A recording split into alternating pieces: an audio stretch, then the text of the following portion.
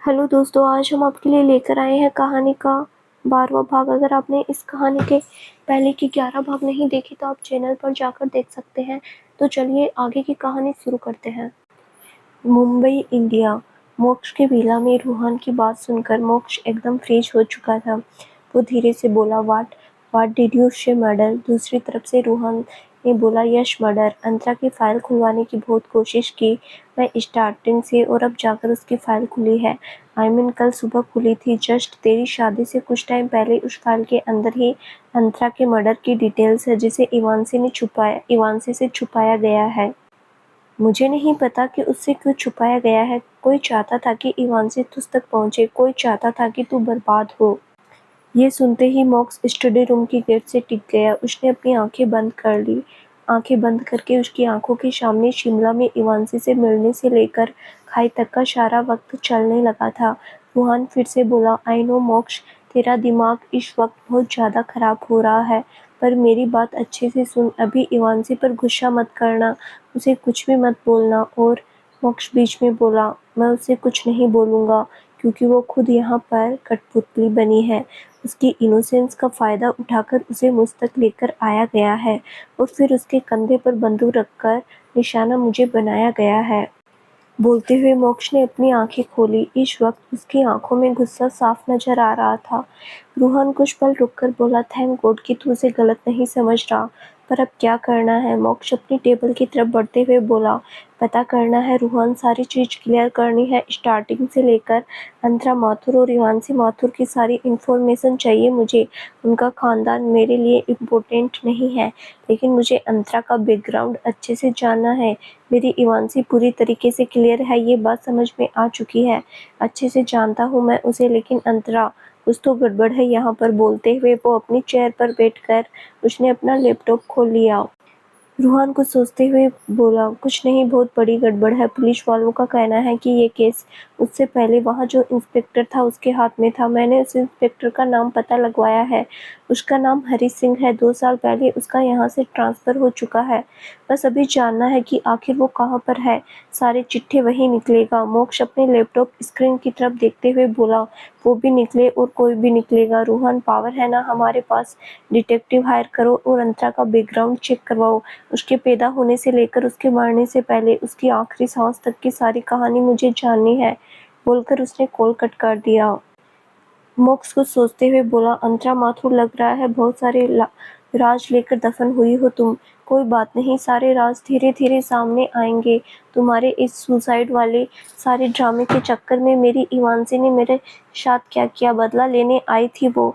I don't know कि आखिर वो कौन है जिसने जाना का फ़ायदा उठाया, उसके इमोशन का फ़ायदा उठाकर मुझ पर अटैक किया, वो भी तब जब मैं जाना को जानता तक नहीं था, उसका नाम तक नहीं जानता, तो उसे मेरी ज़िंदगी में भेज दिया। बोलते हुए मॉक्स कुछ सोच रहा था। वहीं इवांसी इस वक्त स्टडी रूम के गेट के पास खड़ी थी।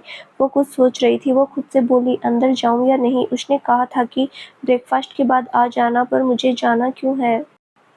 मैं डायरेक्टली रूम में भी तो जा सकती हूँ। मुझे कुछ पूछना है, मुझे घर में नहीं बैठना, इसके घर में तो बिल्कुल नहीं बैठना। बोलकर उसने गहरी सांस ली। फिर अगले ही पल वो स्टडी रूम का गेट खोलकर अंदर चली गई। अंदर जाते ही इवांसी की नज़र मोक्ष पर गई, जो अपनी चेयर पर बैठा हुआ था और किसी गहरी सोच में डूबा था। इवांसी तेज आवाज में बोली, आ गई मैं। ये सुनते ही मोक्ष ने इवांसी को देखा, फिर उससे बोला, तुम आई। बाहर आए। गुलशन आई और इवांसी बीच में बोली, बस तुम्हारी ये बकवास बातें नहीं सुननी मुझे। मुझे तुमसे कुछ बोलना है, स्ट्रेट फॉरवर्ड बात करनी है तो हम बात करेंगे। बोलते हुए वो वहीं दीवार से टिक गई। उसने अपने दोनों हाथ बांध लिया। मोक्ष ने कुछ पल इवांसी को देखा, फिर वह अपनी रोलिंग चेयर पर पीछे करते हुए टेबल पर अपने दोनों पैर चढ़ाते हुए उससे बोला, बोलो। मोक्ष की इस हरकत पर इवांसी ने एक गहरी सांस ली, फिर उससे बोली, हमारे बीच कुछ रूल्स होंगे। मोक्ष अपने सिगरेट निकालते हुए बोला, लिसनिंग। आगे इवांसी फिर से बोली, रूल्स एक कॉन्ट्रैक्ट पर होंगे और उसे हम दोनों की साइन होंगे। रूल्स में ऐसा होगा कि तुम्हारी और मेरे प्राइवेट लाइफ, दोनों के प्राइवेट लाइफ अलग अलग है। हम दोनों एक दूसरे की लाइफ में नहीं आएंगे। इतना बोलकर वो रुकी और मोक्ष को देखने लगी, जो अपनी सिगरेट इंजॉय करते हुए अपने फ़ोन पर गेम खेलने में लगा था। इवांसी फिर से बोली, उसे कॉन्ट्रैक्ट में यही भी होगा कि अगर किसी को डिवोर्स चाहिए तो वो अप्लाई कर सकते हैं। इससे आगे वो कुछ बोल पाती तभी मॉक्स तेज आवाज में बोला, व्हाट द हेल। ये सुनते ही इवांसी एकदम से चुप हो गई और वो हैरानी से मॉक्स को देखने लगी। उसने अपनी सिगरेट स्ट्रे में डाल दी। वो पूरी फोकस गेम पर करने लगा था। उसका ऐसा रिएक्शन देखकर इवांसी मन में बोली, ये क्या था। स्टडी रूम में एकदम से शांति छा चुकी थी। मोक्ष का पूरा ध्यान अपने फोन की तरफ था, वहीं इवांसी उसे देख रही थी। कुछ पल रुककर वो फिर से बोली, मैं बोल रही थी कि कॉन्ट्रैक्ट में ये भी होगा कि अगर कोई चाहे तो डाइवोर्स के लिए अप्लाई कर सकते हैं। दूसरी पार्टी को कोई प्रॉब्लम नहीं होनी चाहिए मेरी तरफ से कोई जैसा। तभी मॉक्स फिर से चिल्लाकर बोला, व्हाट द फक। ये गेम है, अंडरस्टैंड। पर हर जगह पर सिर्फ और सिर्फ रूल्स और रेगुलेशंस। इनके रूल्स देखकर मेरा मन कर रहा है कि गेम डिस्ट्रॉय कर दो। I want to destroy it. इतना बोलकर उसने सर उठाकर इवांसी को देखा, फिर उससे बोला, कुछ कह रही थी तुम, फिर से शुरू करना। इवांसी धीरे से बोली, तुम्हें सुनाई नहीं दिया। मोक्ष अपने फोन की तरफ इशारा करके उससे बोला, दिख नहीं रहा मेरा ध्यान मेरे फोन में है ना। शो दोबारा बोलने में प्रॉब्लम है क्या, खाना पीना मिला है ना, तो बोल सकते हो राइट। ये सुनते ही इवांसी ने अपना मुंह बंद कर लिया। वो हैरानी से मोक्ष को देखने लगी। इवांसी ने फिर से बोलना शुरू किया। वो गहरी सांस लेकर बोली, आई वांट कि हमारे बीच रूल्स और कॉन्ट्रैक्ट हो। और इससे आगे वो कुछ बोल पाती तभी मोक्ष ने टेबल पर एक लात मारी और फिर चिल्लाकर बोला, कैसे स्टूपिड गेम है, एक तो इसकी आवाज, आई रियली हेट इट। बोलकर उसने गेम म्यूट कर दिया। फिर वो गेम पर फोकस करने लगा। वहीं वांसी की आंखें अब तक लाल हो चुकी थी। उसने अपने हाथों की मुट्ठी बना ली थी। अब तक उसे समझ में आ चुका था कि मॉक्स उसे सिर्फ और सिर्फ यहाँ पर ह्यूमिलेटेड किया जा रहा था। इवांसी अचानक से तेज आवाज में बोली, अगर तुम्हें नहीं सुनना तो सीधे मना कर दो ना, इतना ड्रामा करने की क्या जरूरत है, और ह्यूमिलेटेड करने की भी कोई नीड नहीं थी, मैं चली जाती। इवांसी की आवाज से ऐसा भारीपन सुनते ही मोक्ष ने अपनी नजर उठाकर उसे देखा। कुछ पल उसके चेहरे को देखने के बाद वो सर्द आवाज में बोला, कम हियर इवांसी। उसने बोला, क्यों आऊं मैं तुम्हारे पास, मुझे नहीं आना। मोक्ष ने फिर एक बार टेबल पर लात मारकर अपना पैर नीचे की, फिर तेज आवाज में बोला, आई सैड कम हियर। ये सुनते ही इवांसी एकदम से उसकी तरफ बढ़ गई। वो धीमे कदमों से मोक्ष की तरफ जा रही थी। कुछ ही पल में वो मोक्ष के पास पहुंची थी कि तभी मोक्ष ने उसका हाथ पकड़कर उसे अपने पास खींचा। उसके ऐसा करते ही इवांसी सीधे उसके गले पर जा गिरी। उसने मोक्ष के कंधे को पकड़ा, फिर उससे बोली, what the hell are you doing. Moksh ने अपना फोन टेबल पर रखा, फिर इवांसी के कमर पर अपनी पकड़ मजबूत करते हुए उससे बोला, एग्जैक्टली माई पॉइंट जाना, what the hell are you doing. शादी शर्त के लिए अगर यही करना होता तो सीधे सीधे जब तुम मेरी कंपनी में ज्वाइन कर रही थी उस वक्त तुमसे कॉन्टैक्ट मैरिज कर लेता मैं। कुछ टाइम के लिए तुम मेरी बीवी रहती। तुम्हें कुछ टाइम तक मैं एंजॉय करता, उसके बाद तुम्हें अपनी जिंदगी से दफा कर देता। तुम कुछ भी नहीं कर पाते। इवांसी धीरे से बोली, तुम मेरे साथ ये करते। बोलते हुए वो मोक्ष को घूर रही थी। मोक्ष आइज रोल करते हुए बोला, सी मैंने तुम्हें बस बोला और तुम्हें गुस्सा आने लगा। तुम यहाँ मेरे सामने खड़ी होकर बकवास किए जा रही हो जाना। ऐसी बकवास से कंडीशन सुनकर तुम्हें लग रहा है कि मुझे गुस्सा नहीं आएगा। मुझे इतना गुस्सा आ रहा है कि मन कर रहा है कि तुम्हारा सर फोड़ दूं। इवांसी हैरानी से बोली, तुम मेरा सर फोड़ने की बात कर रहे हो, तुम तो मुझे मार भी सकते हो। और मोक्ष बीच में बोला, तुम्हारा दिमाग के हाथी इतनी तेज क्यों आवाज करने लगते हैं। ये सुनते ही इवांसी अपना मुंह खोले मोक्ष को देखने लगी थी। मोक्ष ने उसके चिन के नीचे अपनी 2 अंगुली रखी, फिर उसका मुंह बंद करते हुए उससे बोला, लिशन जाना, मैं तुमसे हर तरीके से शादी किया, ओपन ऑन पेपर्स में, रिचुअल्स, मीडिया के सामने, दुनिया वालों के सामने, हर तरीके से। तो अब ये नाटक करने का कोई फायदा नहीं है। Everything is normal, so let it be. अगर अपने दिमाग में मुझसे दूर जाने का ख्याल लेकर चलोगे या फिर ये सोचोगे कि एक घर में रहकर मुझसे बच जाओगे तो बेवकूफ़ी है। बेवकूफ़ी करना बंद कर दो, तुम्हारा दिमाग और तुम खुद सेफ रहोगी। बोलकर उसने मोक्ष का हाथ झटाकर अपने कमर से हटाया, फिर उठकर वो तुरंत वहां से निकल गई। मोक्ष ने कुछ पल इवांसी को देखा। अगले पल उसने टेबल पर एक बार फिर से जोर की लात मारी, जिस वजह से टेबल पर रखा सारा सामान नीचे गिर गया। मोक्ष एकदम से खड़ा हुआ, फिर धीरे से बोला, जल्द से जल्द सच्चाई तुम्हारे सामने लानी पड़ेगी, वरना तुम्हारा दिमाग कहीं और ही जाता जाएगा जाना, और तुम अगर मेरे हाथ से ज्यादा निकलोगे तो प्रॉब्लम हो जाएगी। फिलहाल तुम्हें सबक सिखाना पड़ेगा कि बदतमीजी मोक्ष मलिक को बर्दाश्त नहीं, बोलकर वो भी वहां से निकल गया। उधर इवांसी बेडरूम में पहुंची। वो इधर उधर घूम रही थी, तभी मोक्ष वहां पर आया। फिर गेट पर पैर रखकर इवांसी को देखकर उससे बोला, बहुत जबान चलने लगी है ना तुम्हारी जाना। ये सुनते ही इवांसी ने एकदम से मोक्ष को देखा, फिर चिल्लाकर बोली, चलती है जुबान मेरी, बहुत ज्यादा चलती है, क्योंकि तुम्हें सुनाना पड़ेगा। तुम्हें क्या लगता है तुम ऐसी हरकतें करोगे, मजाक वाली बातें करोगे तो मैं सब कुछ भूल जाऊंगी, तुम्हें भूलने दूंगी ना, तुम्हें खुद कुछ भूलूंगी ना, मिस्टर मोक्ष मलिक को भूलने दूंगी। मोक्ष ने कुछ पल इवांसी को देखा, फिर एकदम से तिरछा मुस्कुराकर बोला, यू नो व्हाट जाना, मुझे लोगों को रन करने में बहुत मजा आता है। I love the feeling. So तुम एक्सेप्शन कैसे रह सकती हो। ये सुनते ही इवांसी बस कंफ्यूजन से उसे देखने लगी थी। वो कुछ समझ पाती इससे पहले ही मोक्ष 2 कदम पीछे हटा और फिर उसने गेट बाहर से लॉक कर दिया और वहां से चला गया। मोक्ष विला में इवांसी इस वक्त बेड पर बैठी हुई थी। वो अपने सामने गेट को घूर रही थी जो कि बंद था। मोक्ष ने इवांसी को रूम में लॉक कर दिया था। इवांसी ने बहुत बार गेट खटखटाया, वो चिल्लाई भी, लेकिन किसी ने भी नहीं खोला था। वो शांत होकर बैठी थी। पिछले 3 घंटे से वो एक ही जगह पर बैठी हुई थी। वो खुद से बोली, एक बार तुम वापस आओ, तुम्हें छोड़ूंगी नहीं मैं। तुम मुझे रूम में लॉक कर रहे हो, ऐसी हरकतें पर उतर आए हो तुम मोक्ष मलिक, सिर्फ और सिर्फ इसीलिए क्योंकि मैं तुम्हें सच बोल दिया, तुमसे सच्चाई बर्दाश्त नहीं हुआ। बोलते हुए उसने बेडशीट को मुट्ठी में भर लिया था। पूरे दिन इवांसी बेडरूम में रही। वो जब भी वॉशरूम जा रही थी वो बाहर आ रही थी। उसका खाना रखा हुआ उसे मिल रहा था। उसे दिन में खाना मिला था, उसे रात का डिनर भी मिला था, लेकिन इवांसी ने इन दोनों में से किसी भी चीज को हाथ नहीं लगाया था। रात को इवांसी बेड पर बैठी हुई थी। वो गेट खुलने का वेट कर रही थी, तभी अचानक गेट खुला। मोक्ष कॉल पर बात करते हुए अंदर आया।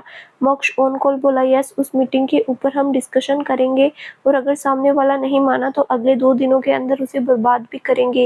यू नो रूहान, लोगों को डिस्ट्रॉय करने में मजा आता है एंड आई लव इट। बोलते हुए वो इवांसी को इग्नोर करते हुए वॉशरूम की तरफ बढ़ गया। इवांसी खुद से बोली, ये मुझे इग्नोर कर रहे हैं, इसकी हिम्मत कैसे हुई मुझे इग्नोर करने की।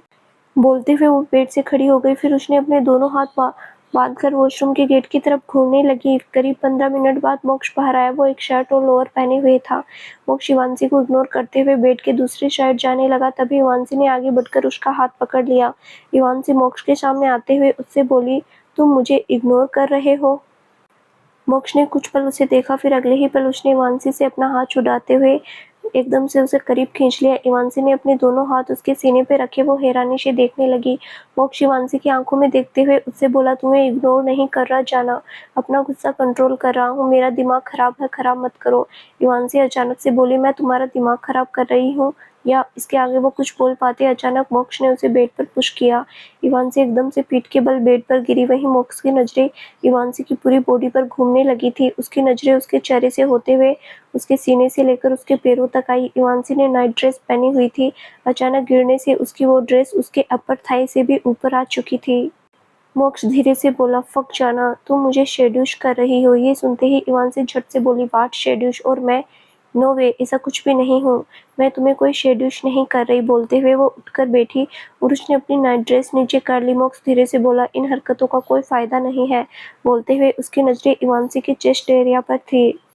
उसकी नज़र को फॉलो करते हुए इवांसी ने नीचे देखा तो उसे समझ में आया कि इस वक्त उसकी नाइट ड्रेस से उसका क्लीवेज काफ़ी हद तक विजिबल था। इवांसी ने जल्दी से अपनी नाइट ड्रेस को थोड़ा ऊपर किया, फिर अपनी आंखें बंद करते हुए बोली, अपनी नज़रें दूसरी तरफ करो, कहीं भी करो, पर मेरे ऊपर से हटाओ। ये सुनते ही मोक्ष के फेस पर एक एविल स्माइल आ गई। उसने बेड पर अपना एक घुटना रखा, फिर इवांसी के चेहरे को देखते हुए उससे बोला, मैं क्यों हटाऊँ? मेरी मिसेज मलिक है, मेरी जाना है, मेरी नज़र तो यहीं रहेगी। बोलते हुए वो गौर से इवांसी के चेहरे की तरफ देख रहा था। वहीं उसकी बात सुनकर इवांसी ने झट से अपनी आंखें खोली और मोक्ष को घूरने लगी। इवांसी घुटनों के बल खड़ी हुई और मोक्ष की आंखों में देखते हुए उससे बोली, पहले तुमने मुझे पूरे दिन रूम में लॉक करके रखा, तुम मेरी बात नहीं सुनते, मुझे ह्यूमिलेट करते हो। और इसके आगे वो कुछ बोल पाते, अचानक से मोक्ष ने उसके गर्दन पकड़कर उसे अपने पास खींचा और उसके होठों को कैप्चर कर लिया। उसकी हरकत पर इवांसी की आंखें एकदम से बड़ी हो गई। अब वो मोक्ष को छूटने की कोशिश करने लगी, पर मोक्ष ने उसके ऊपर अपनी पकड़ और मजबूत कर दी। मोक्ष इवांसी के लोअर लिप को बाइट करते हुए, उसे सक करते हुए उसे डीपली किस करने लगा था। वहीं इवांसी ने अपनी कोशिश बंद कर ली थी। वो बस शांति पर वो मोक्ष को किस बैक नहीं कर रही थी। वहीं मोक्ष का दूसरा हाथ इवांसी की नाइट ड्रेस के अंदर जाते हुए ऊपर जाने लगा था। थोड़ी देर बाद मोक्ष ने इवांसी को छोड़ा। उसके छोड़ते ही इवांसी गहरी सांस लेने लगी। मोक्ष की नजरें उसके होठों से होते हुए नीचे जाने लगी थी। तभी इवांसी उससे बोली, तुमने कल किया इसका मतलब फिर से करोगे, ये जरूरी नहीं। ओके, तुमने कल रात जो हालात की थी ना मेरी, उसके लिए बाद 2 दिन तक तुम इंटरकोर्स करने के बारे में सोचना भी मत। I am sure. बोलकर वो नीचे बैठ गई और अभी भी लंबी लंबी सांस ले रही थी। मोक्ष टेढ़ा कर इवांसी के चेहरे को देख रहा था। इतनी लंबी किस करने की वजह से उसका पूरा चेहरा लाल हो चुका था। उसके होठ भी लाल थे। वो गहरी सांस ले रही थी, जिस वजह से उसकी चेस्ट ऊपर नीचे हो रही थी। व्हाइट कलर की नाइट ड्रेस में वो मैट ब्लैक कलर की बेडशीट पर बैठी हुई थी। किसी एंजल से कम नहीं लग रही थी। इवांसी के पास बैठा पुरुष ने उसके गाल को हल्का सा टच किया। उसका ऐसा करते ही इवांसी अपनी बेबी ब्लू आईज से उसे देखने लगी। उसे अपनी तरफ देखता पाकर मोक्ष हल्का सा मुस्कुराया, फिर उससे बोला, क्यों हो तुम ऐसी जाना? Why the hell are you like this? इवांसी धीरे से बोली। कैसी? बोलते हुए उसकी आंखों और उसकी बातों में कंफ्यूजन साफ नजर आ रही थी। मोक्ष उसके चेहरे के करीब जाते हुए उससे बोला, इतनी क्यूट सी, इनोसेंट सी। बोलते हुए उसने इवांसी का गाल पिंच किया, फिर उससे बोला, इतनी इनोसेंट कि अपनी इनोसेंस के चलते किसी की जिंदगी बर्बाद करने चली जाओ। तुम बहुत ज्यादा इनोसेंट हो ना तुम, और आई हेट दिस इनोसेंट जो किसी को बर्बाद कर दे। बोलते हुए उसकी आंखों में कुछ ऐसा नजर आ रहा था जो पहली बार इवांसी को डरा रहा था। इवांसी के चेहरे का रिएक्शन देखकर मोक्ष हल्का सा मुस्कुराया, फिर उससे बोला, बस जाना। विक्रम बेताल के जंगलों वाला बेताल नहीं हूँ मैं, इंसान हूँ। सो जाओ। तुम्हारे सपने में आकर तुम्हें परेशान नहीं करूंगा क्योंकि मैं हकीकत हूँ। Show sleep. बोलकर उसने इवांसी को बेड पर लिटाया, फिर उसे ब्लैंकेट से कवर करते हुए वो खुद उसके पास लेट गया। इवांसी ने एकदम से मोक्ष की तरफ पीठ कर ली, फिर उसने एक पिलो को हक करके अपनी आंखें बंद कर ली। कुछ पल शांति रही, तभी मोक्ष झुककर इवांसी के कान में बोला, आई नो तुमने सुबह से कुछ नहीं खाया है जाना। आज रात की नींद ले लो, कल सुबह इसकी पनिशमेंट भी ले लेना। ये सुनते ही इवांसी ने पिलो पर अपनी पकड़ और मजबूत कर दी। अगला दिन मोक्ष के विला में इवांसी इस वक्त ड्रेसिंग टेबल के सामने खड़ी थी। वो रेडी हो रही थी। जब से वो सोकर उठी थी उसे मोक्ष कहीं नहीं दिख रहा था। वो इस बात से बहुत खुश थी क्योंकि कल रात मोक्ष ने उसे पनिशमेंट की बोली थी, और ये सोच सोचकर इवांसी का दिमाग खराब हो रहा था कि वो क्या पनिशमेंट दे सकता था। इवांसी खुद को मिरर में देखते हुए बोली, थैंक्स भगवान जो वो यहाँ पर नहीं है, अगर होता तो पक्का कुछ न कुछ करता। बोलकर उसने गहरी सांस ली, फिर रूम से निकल गई। सुबह से गेट खुला हुआ था, ये बात इवांसी को रिलैक्स करने के लिए काफी थी। इवांसी जैसे ही डाइनिंग एरिया में पहुंचकर बैठी, अचानक पीछे से आवाज आई, तुम आ गई जाना, तुम्हारा इंतजार था मुझे। ये सुनते ही इवांसी की आंखें एकदम से बड़ी हो गई। उसने सर घुमाकर मोक्ष को देखा, जो दोनों हाथ पॉकेट में डाले हॉल में खड़ा था। उसकी तरफ देख रहा था। मोक्ष एक श्वेत ब्लैक कलर की जींस, ब्लैक कलर की शर्ट के ऊपर कैमल कलर का ब्लेजर पहना हुआ था। मोक्ष इवांसी की तरफ बढ़ते हुए उससे बोला, ऐसे बड़ी बड़ी आंखें करके देख रही हो जाना, आंखें बाहर आ जाएगी। ये सुनते ही इवांसी ने खुद को नॉर्मल किया, फिर उससे बोली, तुम गए नहीं? मोक्ष टेबल से टिकते हुए उससे बोला, मैं कहाँ जाऊंगा जाना, तुम्हें छोड़कर तो मैं कहीं जा भी नहीं सकता। इतनी इनोसेंट सी वाइफ को छोड़कर कैसे जाऊंगा? बोलते हुए उसने इवांसी का गाल पिक किया और एक बार फिर मैड को इशारा किया। इवांसी अचानक से बोली, लिशन, अगर तुम मेरे साथ कुछ करने की प्लानिंग कर रहे हो ना तो भूल जाओ, मैं तुम्हारी कोई पनिशमेंट नहीं लेने वाली। इसके आगे वो कुछ बोल पाती, तभी उसकी नज़र डाइनिंग टेबल पर गई। मैड ने खाना लगाना शुरू कर दिया। उसकी प्लेट में बहुत सारा खाना था, इतना जो वो 2 दिन में खाती। इवांसी उस मेड से बोली, ये क्या कर रही हो तुम? मैं एक बार में इतना नहीं खा सकती। ये सुनते ही मेड की नजरें मोक्ष की तरफ चली गई थी। वहीं उसकी नजरों को देख इवांसी मोक्ष को देखा, फिर उससे बोली, क्या चल रहा है? मोक्ष ने बिना कुछ बोले उस मेड को जाने का इशारा किया। वो मेड तुरंत वहां से चली गई। इवांसी कंफ्यूजन से बोली, मुझे कोई बताएगा कि क्या चल रहा है? और तुम?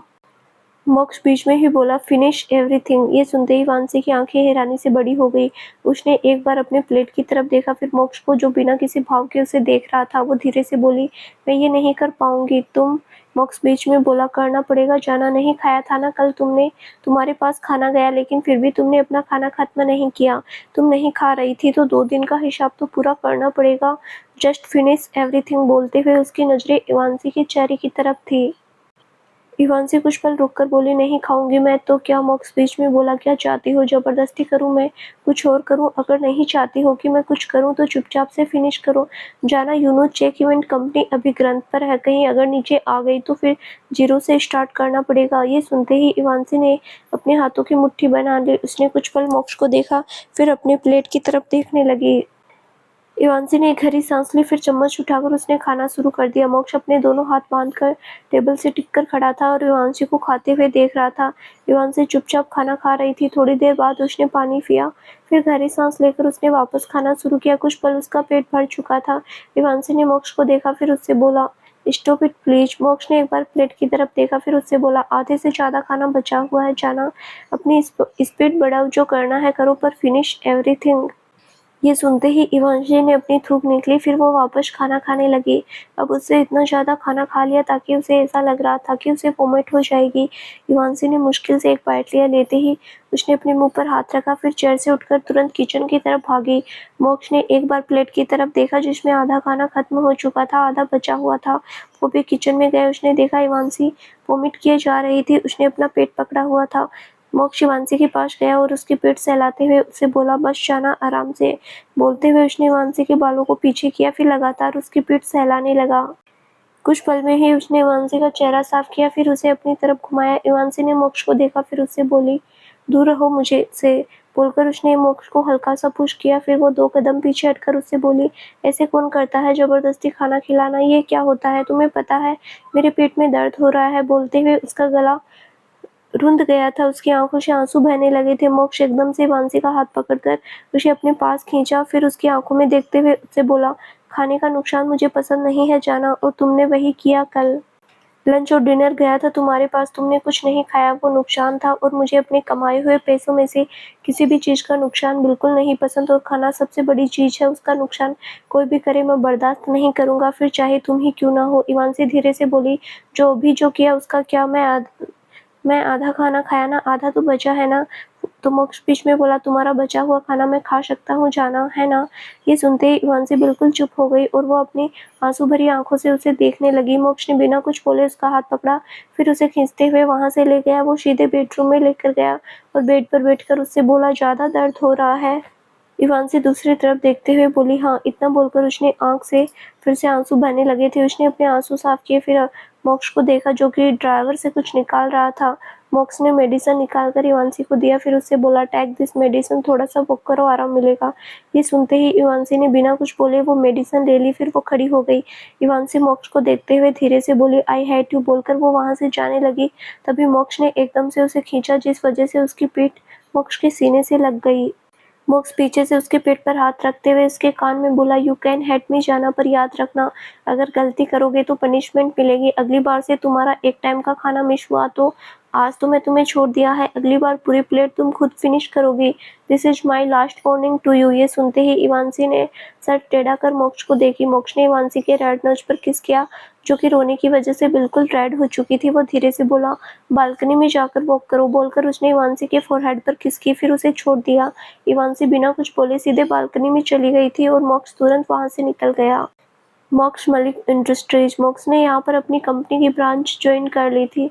जब से उसने अपनी आइडेंटिटी रिवील की थी वो तब से यहीं पर आता था। वो जैसे ही अपने केबिन में पहुंचा उसने देखा कि रूहान ऑलरेडी वहां पर बैठा हुआ था और खुद उसका ही वेट कर रहा था। मोक्ष रूहान के सामने अपनी चेयर पर बैठे हुए उससे बोला, व्हाट हैपेंड रूहान। रूहान मोक्ष से बोला, हरी सिंह, उसका एड्रेस निकाल चुका हूँ, मैं आज जाऊंगा उसके घर पर, वो इस वक्त नागपुर में है, मुझे अभी यहाँ से निकलना पड़ेगा, मैं रात तक पहुंचूंगा, फिर खुद बात करनी पड़ेगी।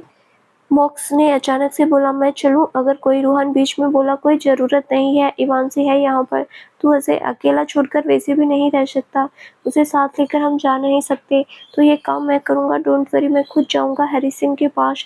और डिटेक्टिव को काम पर लगा दिया है, अंतरा के बारे में इंफॉर्मेशन निकल रही है, रात तक इंफॉर्मेशन तुझे मेल कर दी जाएगी, वो भी चेक कर लेना।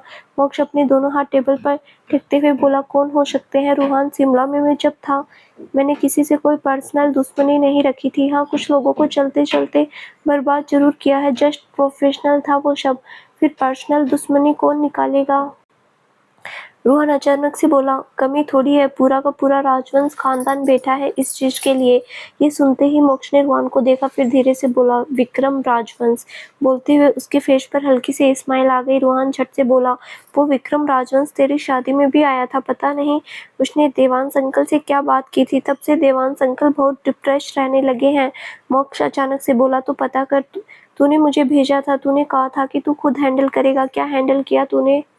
रूहान झट से बोला, ओह, मुझ पर भड़कने की ज़रूरत नहीं है। ठीक है, मेरे हाथ में जितना था मैंने किया। मैंने विक्रम राजवंश को देवांश अंकल से दूर रखा था, पर लेकिन उन दोनों के पीछे जो बात हुई वो मुझे कैसे पता चलेगी? देवांश अंकल मुझे तो नहीं बताने वाले और तुझे भी नहीं बताने वाले। मोक्ष अपनी चेयर पर लीन होते हुए बोला, नहीं बताने वाले तो बात निकलवानी पड़ेगी रूहान। मोक्ष मलिक किसी बात को ऐसे नहीं जाने दे सकता और इससे आगे वो कुछ बोलता तभी उनका फ़ोन बजा। मोक्ष ने अपना फ़ोन देखा तो उसकी स्क्रीन पर जाना फ्लैश हो रहा था। उसने जल्दी से कॉल पिक किया। उसके कॉल पिक करते ही दूसरी तरफ से वांसी बोली, तुमने मुझे फिर से रूम में लॉक किया। मोक्ष उससे बोला, गेट बंद है। वांसी गुस्से में बोली, बंद? बाहर से लॉक है। किसने किया? जिसने भी किया उसे बोलो कि जल्दी से जल्दी खोले। मैं पूरे दिन एक रूम में बंद होकर नहीं रहने वाली। आई स्वेयर मैं बालकनी से कूद जाऊंगी। मोक्ष आइज करते हुए बोला, कूद जाना, अगर हड्डियां टूटेंगी तो मैं इलाज भी नहीं करवाने वाला। वांसी धीरे से बोली, तुम कंजूस हो क्या? तुम्हें इलाज कराने में भी प्रॉब्लम हो रही है? मोक्ष सरकास्टिकली बोला, कंजूस नहीं हूँ पर बेवकूफ़ भी नहीं हूँ जाना। तुम अगर बालकनी से कूदना है तो तुम कूद जाओ, मैं इलाज नहीं करवाऊंगा, तब तुम्हें अकल आ जाएगी शायद।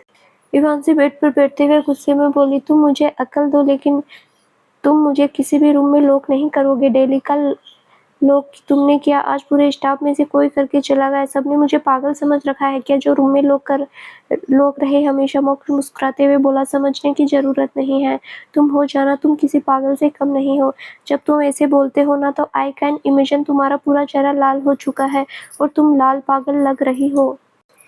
ये कहकर मोक्ष ने फोन कट कर दिया। मोक्ष का कॉल करते ही वांसी ने अपना फोन बेड पर पटक दिया। इससे पहले कि वो कुछ कर पाती तभी बेडरूम का दरवाजा खुल गया। वांसी ने सामने एक मेड को देखा जो सर झुकाकर खड़ी थी।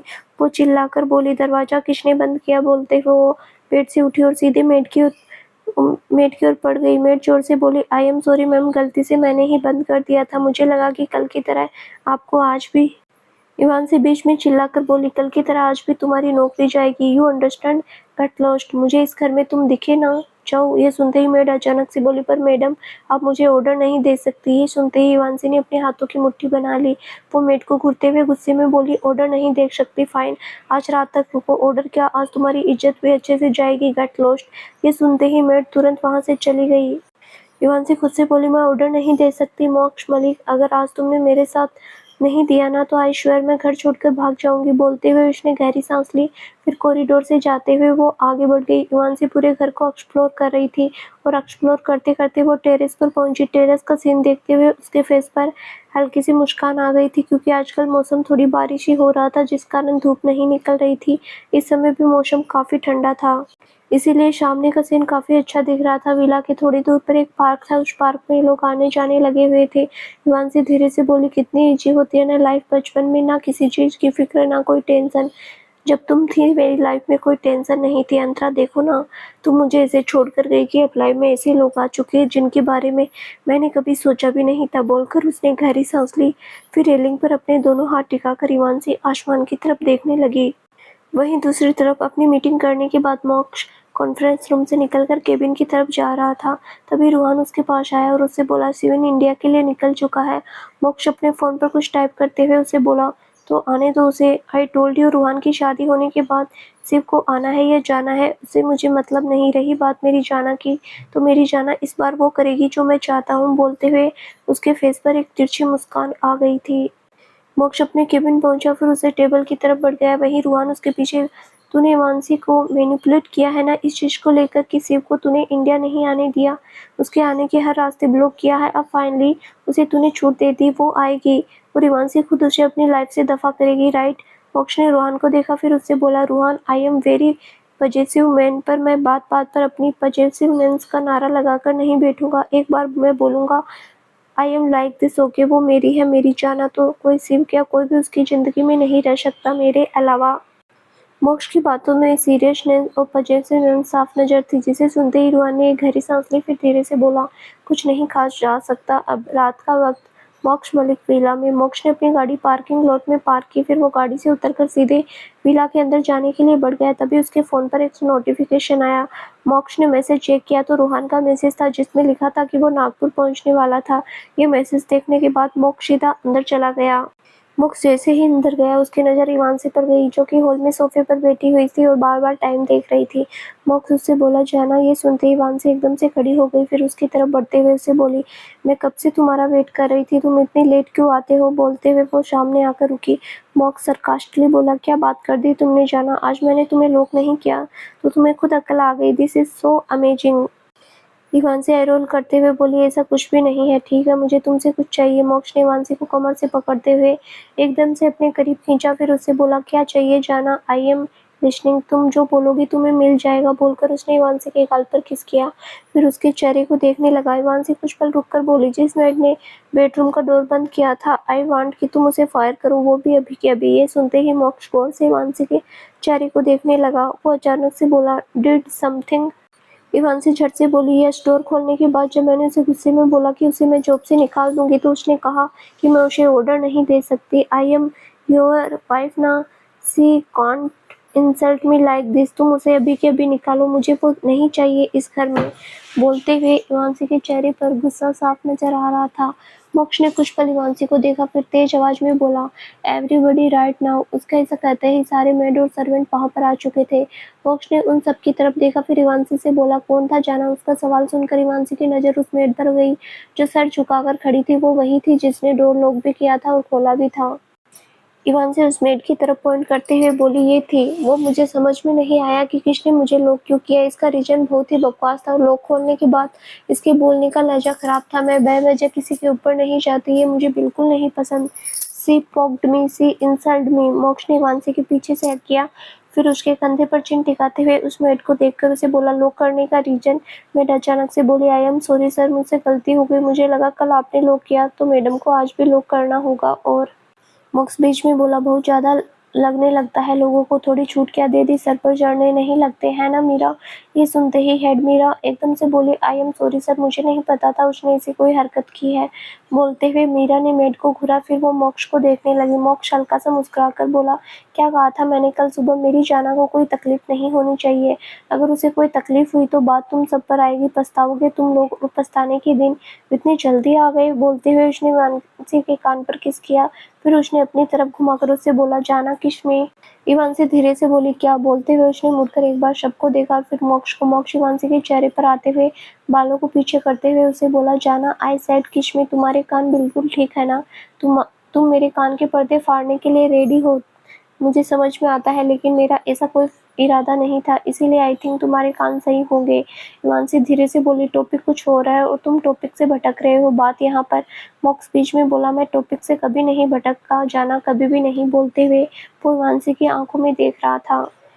वहीं उसके बाद इवांसी बिल्कुल चुप हो गई। मोक्ष ने उसे एकदम से अपने बिल्कुल पास खींचा, फिर उसके चेहरे पर झुक गया। इवांसी कुछ पल उसकी आंखों में देखा, फिर आगे बढ़कर उसने मोक्ष के होठ पर अपने होठ टिका लिए। इवांसी की आंखें बंद थी, उसके दोनों हाथ मोक्ष के कंधे पर थे। बस ऐसे ही मोक्ष के होठ अपने होठ टिकाए शांति से खड़ी थी। तभी अचानक मोक्ष हल्का सा हिला, फिर पीछे से चीखने की आवाज आई, जिसे सुनते ही इवांसी एकदम से अपनी आंखें खोली। वो घूमने वाली थी कि मोक्ष ने उसके गर्दन पर अपनी पकड़ मजबूत कर दी, फिर उसने टचिंग को किस में कन्वर्ट करते हुए उसे किस करने लगा। वहीं पीछे से चीखने की आवाज आई जा रही थी। ऐसा लग रहा था कोई रो रहा है, और उस आवाज को इवांसी पहचान रही थी। वो उस मेड की आवाज थी जिसे उसे रूम में लॉक किया था। थोड़ी देर बाद मोक्ष ने इवांसी के होठों को छोड़ा तो इवांसी एकदम से मुड़ी। उसने सामने मेड को देखा जिसके कंधे से खून बह रहा था। एक चाकू उसके कंधे में धंसा हुआ था जिसे मीरा निकालने की कोशिश कर रही थी। इवांसी धीरे से बोली, व्हाट द हेल? बोलते हुए से एकदम से मुड़कर मोक्ष को देखा, जो बिना किसी भाव के उस मेड को चीखते चिल्लाते हुए देख रहा था।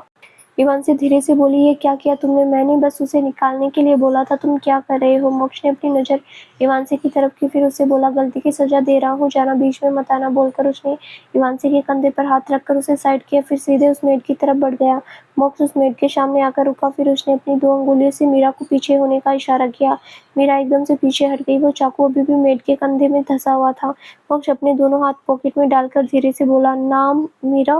मीरा धीरे से बोली, निया है इसका नाम। मोक्ष हल्का सा मुस्कुराकर बोला, निया नाइस नेम पर हरकतें वो बीच वाली है। व्हाट डू यू थिंक, किसी शादीशुदा आदमी के ऊपर अपनी नज़र डालोगी तो वो तुम्हारा हो जाएगा। बोलते हुए मोक्ष नेहा के चेहरे की तरफ देख रहा था, जो कि रोने की वजह से लाल हो चुका था। वो बहुत ज़्यादा दर्द में थी। वो चाकू उसके कंधे में ऐसे धंसा हुआ था, उससे खून भी निकल रहा था। मोक्ष ने एकदम से अपना हाथ बढ़ाकर उस चाकू को झटके से निकाला, जिस वजह से नेहा की चीख निकल गई। वो घुटनों के बल नीचे गिर गई। मोक्ष ने सर झुकाकर नेहा को देखा, फिर उससे बोला, you know what, I was ignoring everything, but नहीं, तुमने तो सीधे मेरी जाना पर ही अटैक कर दिया। व्हाट डू यू थिंक, मुझे समझ में नहीं आएगा तुम्हारा इंटेंशन। मीरा ने क्या सोचकर तुम्हें जॉब पर रखा था? मीरा, ये तुम्हारा काम है ना लोगों को अपॉइंट करने का। बोलते हुए मोक्ष ने अपनी नजरें मीरा की तरफ की, जो कि अभी तक सर झुकाकर खड़ी थी। मीरा सर उठाकर मोक्ष को देखकर उससे बोली, आई एम सॉरी सर, मुझे नहीं पता था कि ये ऐसी निकलेगी। मोक्ष गहरी सांस लेकर बोला, जैसी भी निकली है दफा करो इसे यहाँ से। मुझे फालतू की आवाज़ सुनने में कोई इंटरेस्ट नहीं है, इससे अच्छा मैं मेरी जाना की आवाज़ सुनूं। बोलते हुए उसने मुड़कर हिमांशी को देखा, जो अभी भी हैरानी से कभी उसे तो कभी निया को देख रही थी। मोक्ष की बात सुनते ही मीरा ने 2 सर्वेंट को देखा। उन दोनों सर्वेंट ने निया को उठाया, फिर वो उसे लेकर वहां से चले गए। मोक्ष वापस हिमांशी की तरफ बढ़ने लगा। वो वहीं अपनी तरफ उसे बढ़ता पाकर हिमांशी अचानक से एक कदम पीछे लिए। मोक्ष अपने दोनों हाथ फैलाते हुए बोला, जाना तुम मुझसे डर रही हो। हिमांशी उसे देखते हुए उसे बोली, तुम डरा रहे हो। ये सुनते ही मोक्ष के एक्सप्रेशन बिल्कुल ठंडे हो चुके थे। उसने एकदम से आगे बढ़कर हिमांशी का हाथ पकड़कर उसे अपने पास खींचा, फिर उससे बोला, इतनी सी बातों से डरते नहीं है जाना।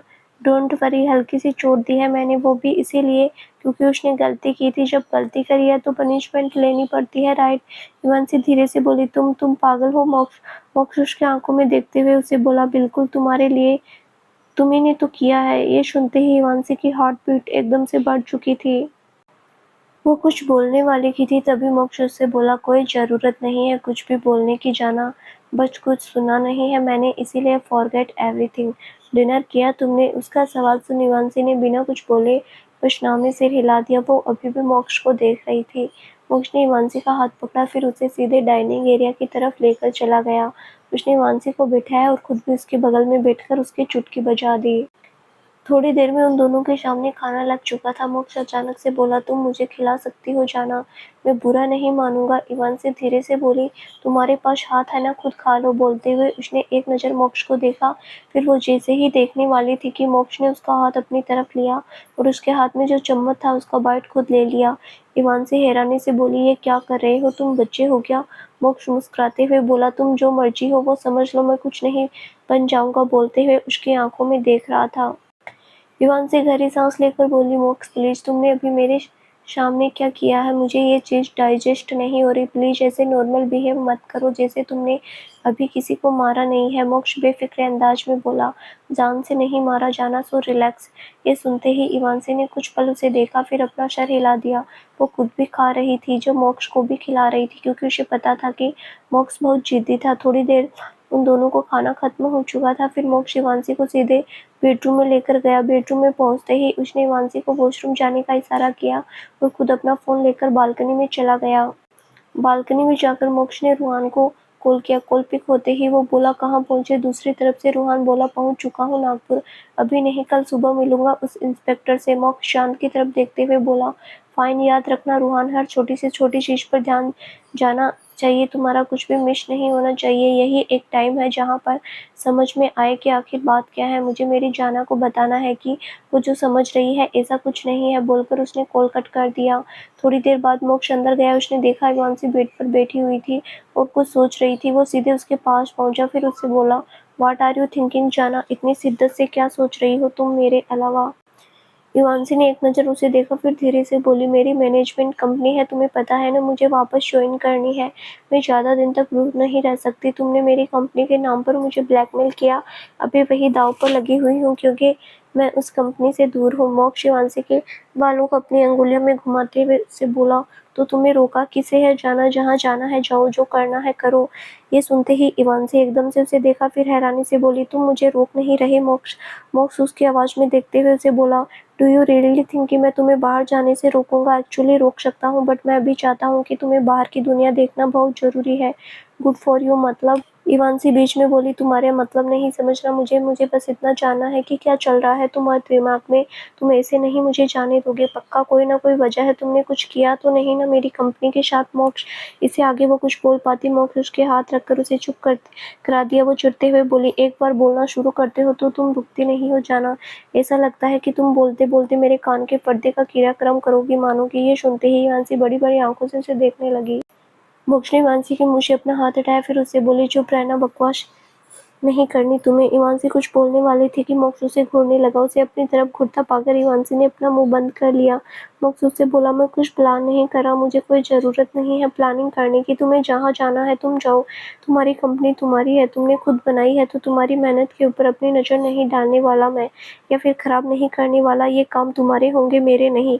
इवांसी मोक्ष की आवाज़ में टोन साफ फील कर रही थी। वो धीरे से बोली, मेरा कोई प्लान नहीं था तुम्हारी कंपनी डिस्ट्रॉय करने का। मतलब मैंने नहीं सोचा था कि।